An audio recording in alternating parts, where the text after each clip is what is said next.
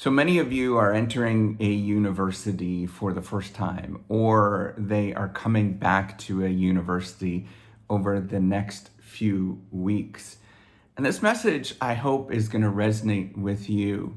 The reason why I do all of these videos on the Reciprocity Project, you might sort of think about it as a self-serving endeavor. But the truth is the reason why I do all these videos, some 5,000 of them at this moment, is because there's somebody out there that is not feeling right with who they are. And I want you to think about that as you go into the different roles that you're going to go into. Some of you are going to become deans for the first time. Some of you are presidents for the first time. Some of you are just beginning your journey as an RA, as a research assistant. And I want you to think about this. It's how can you change a system that is currently undergoing a tremendous amount of change, and how can you participate so that we can create a better system as it stands today? And the way that you do that is to continue to give of yourself as long as you possibly can. Now, there's going to be lots of different bumps that you're going to feel along the way, and people are going to want to take away from you, and they're not going to be nice to you in many different ways. They're going to want to extract as much value from you as possible. They're going to act strategically and be nasty and mean and all of that kind of stuff that you know that you're going to actually experience when you go into any environment. And I want you to simply say and repeat, what do I want to be when I'm 80 or 90 or 100 years old? What do I want to be known for? What does that look like? There is a moment in your life where you stop and you think and you make that choice of, who do I want to become? And what does that look like? So many of us will get wrapped up in the game. We all get wrapped up in the game. It's very easy to get wrapped up in the game that we call life. And then you look back 5-10 years down the road when you've burnt bridges and you've hurt people, and you look back and you say, why did I do that in the first place?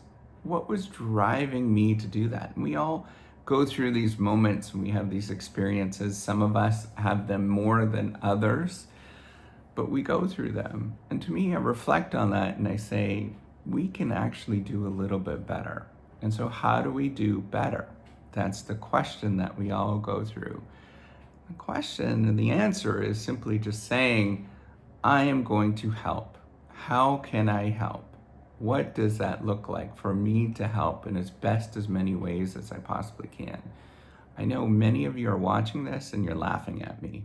I get it. I completely understand. That's happened to me many times before, where people have laughed at me when I tell them that I want to change science, that the Reciprocity Project is going to be a beacon, if not, is the beacon, so that people can look at it and become good with who they are, and they can feel relaxed, and they can participate in as many ways as they possibly can. I know that that is a tall order, and I know that it is very narcissistic.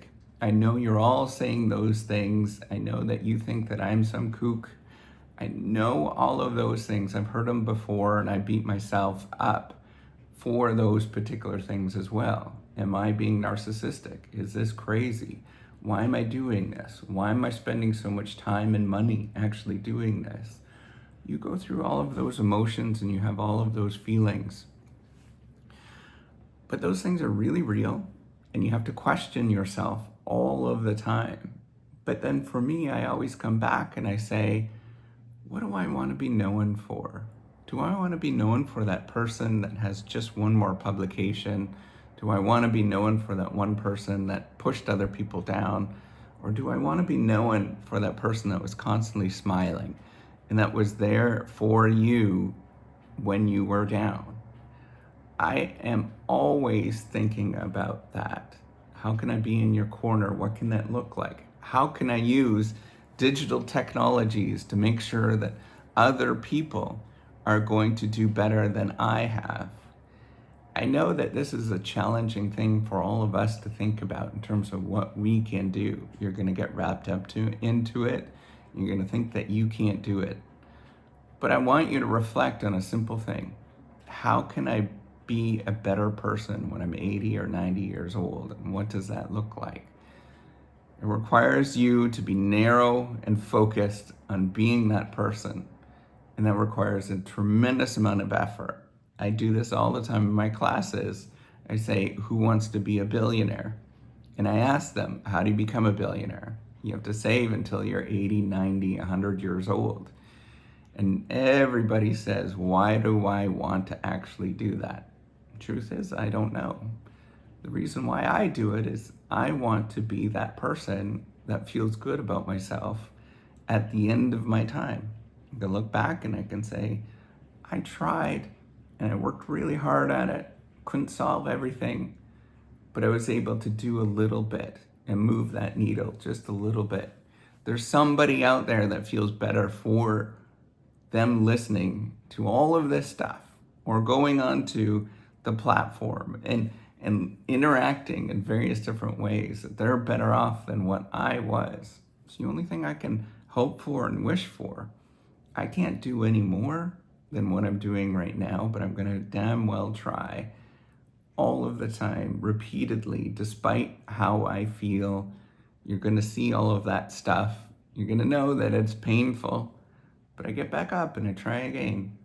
I'm going to tell you that all of these emotions that you're going to go through are very real, and people are going to doubt you. They're not going to be nice to you many times, but you get back up and you do it again, and you try and you keep working at it.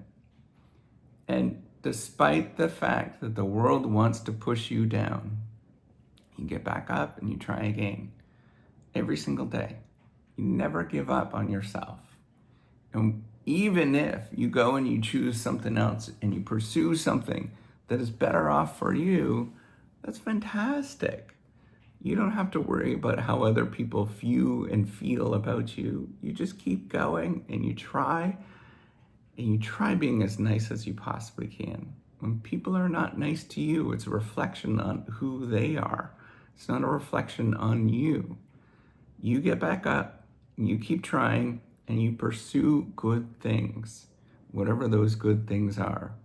For me, I want to make sure as many people in this world, and my goal is by the time that I'm 50 years old, that 100 million people will have been affected and gotten just a little better.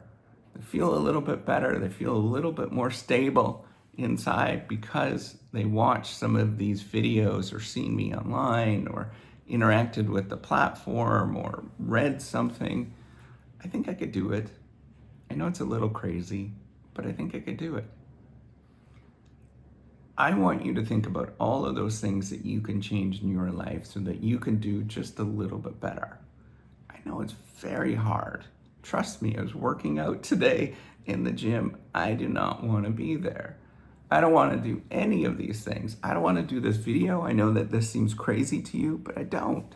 But I get back up and I do it again. And I try just one more day. That's what I want you to learn, is to try one more day, get back up, keep pursuing, and just smile through it all. People are not going to be nice to you, but man, you don't have to be that jerk back to somebody else. You can change it. You could break those chains where other people are just not being nice. That's up to you. And you can really do this. All right, take care and have a wonderful day. Bye.